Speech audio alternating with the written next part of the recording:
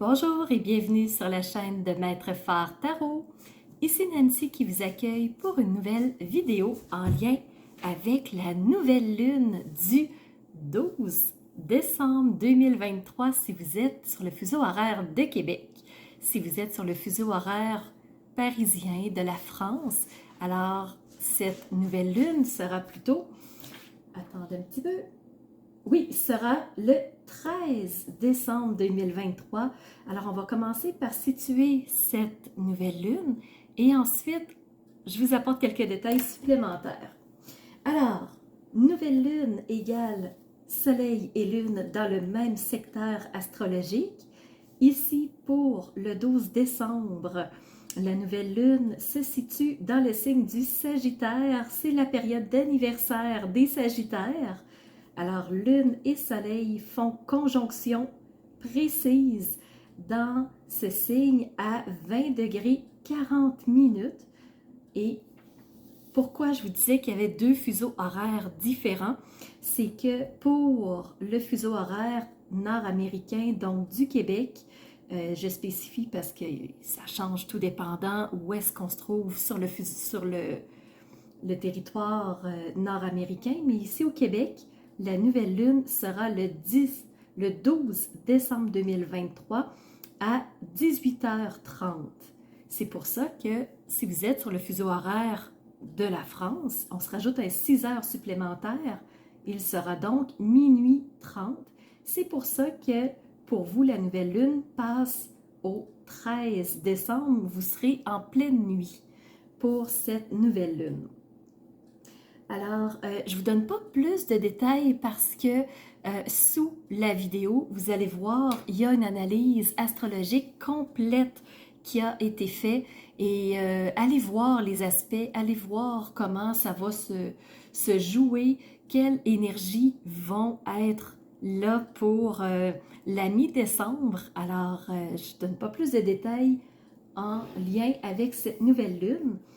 Alors, si c'est votre signe solaire, lunaire ou ascendant, sachez que cette vidéo est pour vous. Alors, pour le reste de la vidéo, nous allons la répartir en deux volets. On va commencer par tourner nos yeux vers le ciel. On va regarder le message que les astres ont à nous dire. Et ensuite, on va retourner nos yeux vers les cartes et on va aller voir les messages qu'elles ont pour vous. Alors, c'est parti les balances au point de vue astrologique. Alors, vous savez que dans votre secteur, il y a toujours le nœud lunaire sud. Il sera chez vous encore toute l'année 2024 jusqu'en début 2025. Le nœud lunaire sud nous amène à abandonner des choses, à modifier des choses, à lâcher prise sur certaines choses qui sont peut-être lourdes pour nous.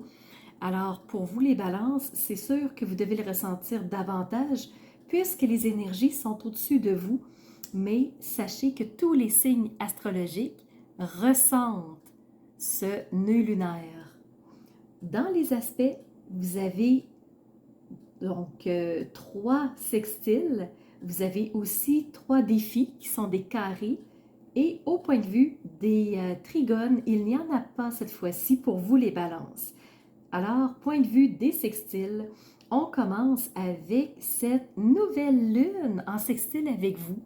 Alors, la lune qui est dans le Sagittaire, alors qui va vous amener des intuitions, mais sur le long terme. Alors, quelque chose qui va vous aider à comprendre, vers où vous devriez aller, qu'est-ce qui serait peut-être plus approprié pour vous. Donc, portez attention aux intuitions parce que ce sextile, c'est des bonnes énergies porteuses et la lune est là pour vous accompagner les balances. Deuxième sextile, c'est avec le soleil. Alors, le soleil, c'est l'expression de soi, c'est qui nous sommes. Alors, est-ce qu'on va s'enflammer nous aussi? Est-ce qu'on va s'exprimer de façon passionnée, de façon enthousiaste? Est-ce qu'on va quand même garder ce petit côté positif-là pour s'exprimer pendant la nouvelle lune?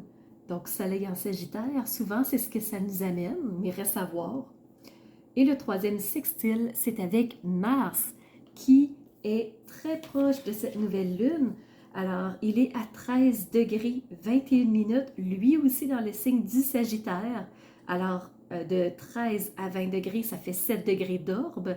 Et pour une lunaison, c'est suffisant pour que ça soit considéré conjonction.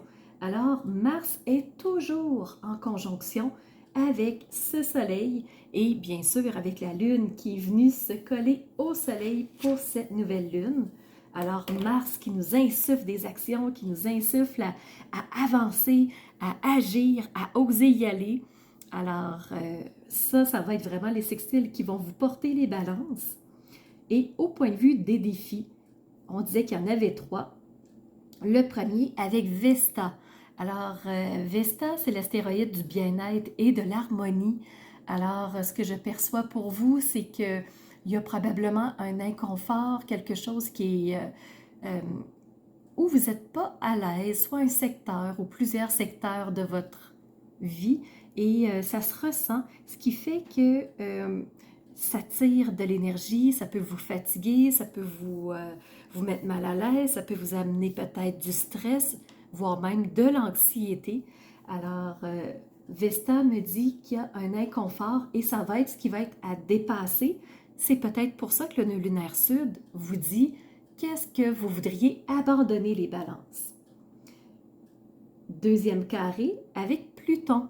Pluton qui est la planète de la régénération.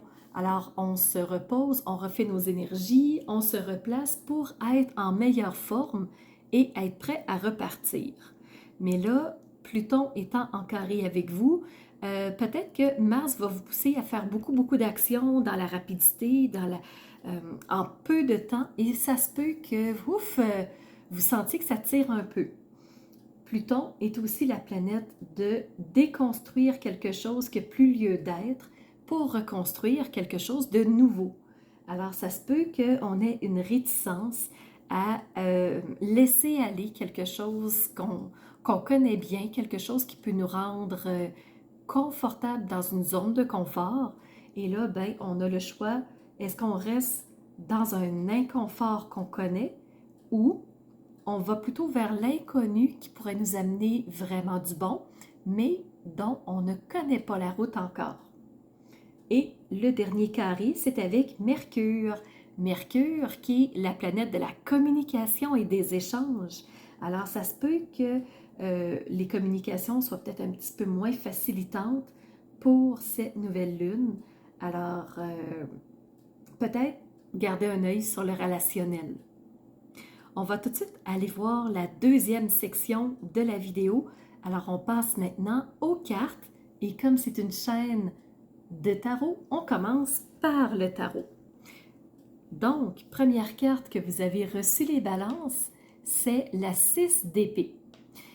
Donc, les épées représentent le côté mental, le côté des idées, des croyances, tout ce qui est dans notre tête. Et on voit ici que ce que la personne a toujours cru, elle décide de s'abandonner, elle décide de laisser aller. Donc, elle décide de dépasser le Vesta, l'inconfort et d'aller vers une nouvelle rive. Alors, elle lâche prise sur des anciennes pensées, des anciennes croyances et elle décide d'aller vers une nouvelle rive.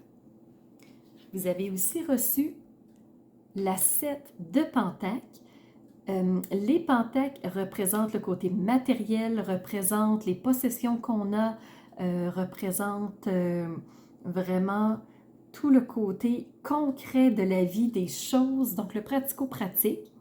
Et on voit avec la 7 que le personnage est en train de nourrir ses pentacles, est en train de les faire grandir, est en train de les faire croître. Donc, elle en prend soin pour que ça donne encore plus de pentacles. Alors, la personne est en train de faire grandir son jardin pour avoir une meilleure récolte sous peu, parce qu'on voit que les pentacles commencent à porter des fruits. Donc, il y en a qui commencent à se détacher ici de l'arbre, ce qui veut dire que la récolte est imminente. Donc, moi, ça sonne bien comme titre, récolte imminente. Ensuite, vous avez reçu la roi de coupe. Donc, les coupes représentent tout le côté émotionnel, le côté comment on prend les choses de la vie, comment on réagit à ce qui se passe autour de nous, en nous. Et ici, le roi, ben, c'est une autorité qui est... Je vais reculer un petit peu parce qu'il y a beaucoup de lumière. Donc, le roi, c'est une autorité bien assise, suprême, solide. Alors, ce que ça me dit, c'est qu'on va peut-être agir de façon plus... avec des énergies masculines au niveau de nos émotions, donc plus assis, plus posé, plus confiant par rapport à nos émotions ou par rapport à ce qui se passe dans notre vie. En même temps que ce roi de coupe, vous avez reçu le chevalier de bâton. Donc, les bâtons représentent la sève de vie, l'enthousiasme, ce qui nous porte, ce qui nous nourrit, ce qui nous fait avancer. Et ici, on a un chevalier qui va très vite, qui avance très, très vite. Alors, au niveau, ce qu'on pourrait dire comme rapprochement, parce que les deux sont vraiment tombés en même temps, j'avais même pas vu le chevalier encore de bâton, tellement les deux étaient collés ensemble. Alors, quelque chose qui va très vite au niveau des émotions, au niveau de ce qui se passe dans notre quotidien, mais savoir réagir, savoir comment on doit s'adapter rapidement aux choses. Et on a reçu une deuxième carte de bâton. Cette fois-ci, c'est la 4 de bâton. Donc, cette carte, on voit clairement, c'est une carte de festivité, de célébration, de joie. Donc, il y a une récolte imminente qui s'en vient. Pourquoi? Parce que vous avez osé quitter la rive qui ne vous convenait plus. Donc, ça va être joyeux, ça va être festif, ça va être agréable et ça va vous aider énormément. Si vous osez quitter votre rive, de par ici l'oracle de l'abondance illimitée, vous avez reçu ici cette carte. Donc, la femme qui est vraiment tournée vers son intériorité, qui illumine qui elle est à l'intérieur d'elle-même. Elle revient mettre l'éclairage en elle. Et c'est pas pour rien, c'est sa réalité intérieure. Alors, elle reconnecte avec son espoir, avec la responsabilité de ce qu'elle peut changer, ce qu'elle a la possibilité de changer et non ce qu'elle veut changer. Il y a des choses qu'on voudrait, mais dont on n'a aucun contrôle, aucune capacité, aucune possibilité d'action. Et donc, on a le mot espoir, on a le mot responsabilité et ici, on a le mot revirement. Alors, quelqu'un qui revient à sa réalité intérieure complète, quelqu'un qui prend le temps de vraiment voir la responsabilité qu'elle a. Donc, elle sait que ce qu'elle peut faire, c'est changer les choses, c'est quitter cette rive pour aller vers un autre ailleurs. Alors, en faisant ça, elle se donne la possibilité d'avoir quelque chose de mieux. Et ce quelque chose de mieux, c'est pas compliqué avec le tarot d'Osho. Je vous montre les deux cartes. Donc, on a reçu premièrement l'existence et on a aussi reçu le guide. Alors, l'existence vous guide, vous êtes guidé à travers l'existence et vous savez que vous n'êtes pas seul. Et tant qu'à dire que vous n'êtes pas seul, j'ai reçu de la part des accords Toltec, je ne suis jamais seul si je me parle positivement quand je suis seule. J'ai trouvé ça très drôle comme titre, alors on va aller voir ensemble qu'est-ce que ça veut dire. Je me sens seule quand je me parle avec peur ou jugement. Mais je remarque que je me sens entourée ou connectée à mon environnement quand je me parle avec bienveillance. Donc, quelqu'un qui met des mots d'encouragement, qui se parle avec douceur, qui s'accepte dans quoi? Dans ce qu'elle vit. Et ce que je vous disais ici, c'est s'adapter à ce qu'elle vit. Donc, quand on s'adapte, quand on met de la douceur, quand on met de la joie, quand on met vraiment de la chaleur humaine, donc là, ça devient festif. Là, on n'est pas seul, on est entouré. Comme ces personnages, ici, quand on fête, habituellement, on n'est pas seul à fêter. On est avec un groupe, donc, il y a des gens autour de soi. Et la dernière chose que vous avez reçue de la part de l'oracle d'Annabella, c'est le message « Manque de confiance en soi ». Il est nécessaire que tu prennes conscience des nombreuses qualités que tu possèdes pour te parler avec bienveillance. Alors voilà les balances, c'est ce que j'avais pour vous. J'espère que ça fera sens, que ça vous amènera quelques clés de compréhension pour traverser cette nouvelle lune. Et de mon côté, je vous donne rendez-vous pour cette pleine lune du 26 décembre, alors le lendemain de Noël. À bientôt les balances. Alors, c'est ce qui fait tour de ma présentation point de vue astrologique. Alors, j'espère que vous avez aimé cette analyse-là.